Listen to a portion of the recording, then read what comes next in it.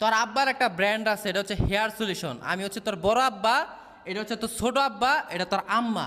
এটি মিলা আমরা একটা জেন্টস পাল্লা দিতেছি। নিজের এত পণ্ডিত মনে করিস না, ব্র্যান্ড তো ব্র্যান্ডই হয়। বিশ্বাস করেন এই সাপড়ি দুইটারে নিয়ে ভিডিও বানানোর আমার কোনো ইচ্ছাই ছিল না, জাস্ট বাধ্য হয়ে বানাচ্ছি। তা না হলে এই বস্তি পোলাপানদের নিয়ে ভিডিও কে বানায় রে ভাই।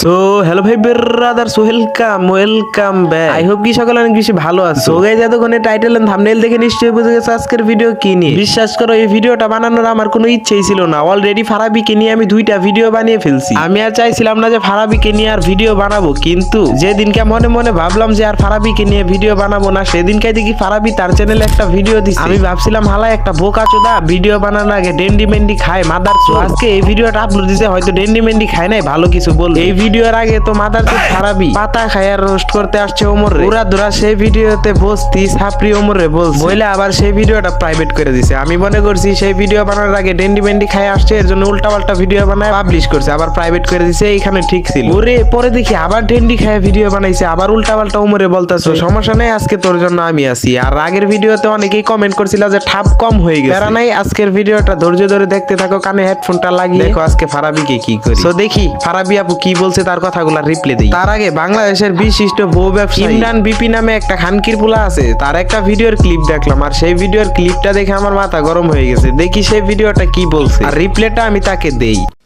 তোর আব্বার একটা ব্র্যান্ড আছে, এটা হচ্ছে হেয়ার সলিউশন। আমি হচ্ছে তোর বড় আব্বা, এটা হচ্ছে তোর ছোট আব্বা, এটা তোর আম্মা। এটি মিলা আমরা একটা জেন্টস পাল্লা দিতেছি।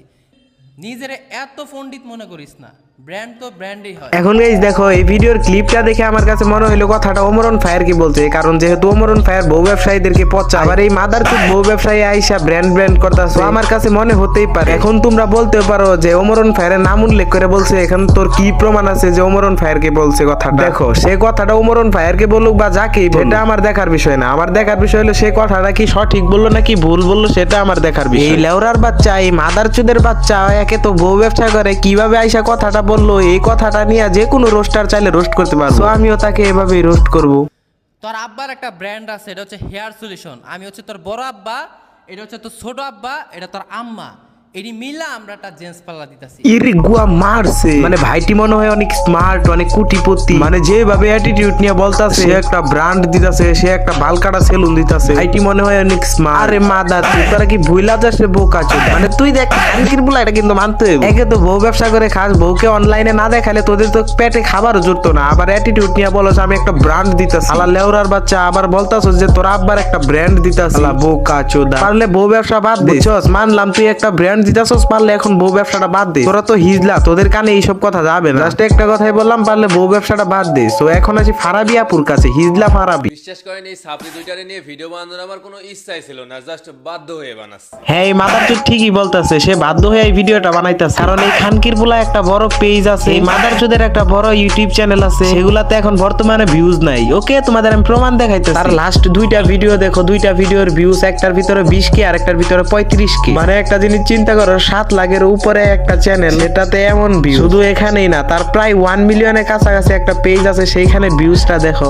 29,000 ভিউজ, এটাতে তো 8,000 ভিউজ। এই যে এটা একটু সর্বোচ্চ ভিউজ আছে 38K। দেখছো তার 1 মিলিয়নের পেজের ভিতরে ভিউজ। এখন তোমরা অনেকে বলতে পারো হয়তো যেগুলার ভিউজ কম সেগুলো আমি স্ক্রিনশট মেরে দিছি। যাও তোমরা ফেসবুকে গিয়ে ফারাবি লেখা সার্চ করো আর তার পেজটা চেক করো, তার লাস্ট 10-12টা ভিডিও দেখো, 4,000, 7,000, 8,000 উপরে যদি ভিউজ থাকে পরে আমার বইলো। এখন এত বড় একটা পেজের ভিতরে তার ভিউজ হইতাছে না, আর ওমরন ফায়ারের নাম নেবে না, সেটা কি হয় ভাই? আমি খেয়ালই করি নাই যে তার পেজে ইউটিউব চ্যানেলে ভিউজ নাই, এর জন্য ওমরন ফায়ার যে নাম নিতেছে এটা আমি এখন বুঝলাম। আর তাদের ফ্যান বেস ওয়াক।